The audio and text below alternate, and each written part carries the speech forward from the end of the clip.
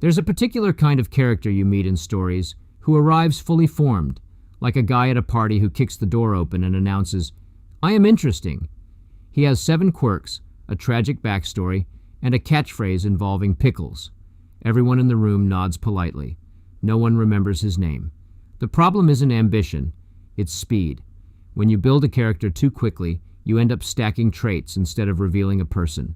It's like making a sandwich by throwing the entire fridge between 2 slices of bread.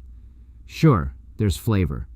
There's also confusion, mild panic, and a strong desire to lie down. A slow-built character, on the other hand, feels like someone you've actually met. You don't get everything at once. You get a detail, then another, a hesitation, a contradiction. Maybe they say something kind, then immediately undercut it with something selfish. Now we're leaning in. Now we're curious. Because real people don't introduce themselves as complicated. They just are. They forget to text back. They laugh at the wrong moment. They carry around tiny invisible histories that leak out sideways. When you take your time, you give the reader space to participate. They start connecting dots you didn't fully draw. They fill in the gaps with their own experiences, which is secretly the whole game. A character becomes relatable, not because they are universally likable, but because they are specifically human in a way that echoes something familiar. Also, let's be honest, weirdness lands better when it's earned.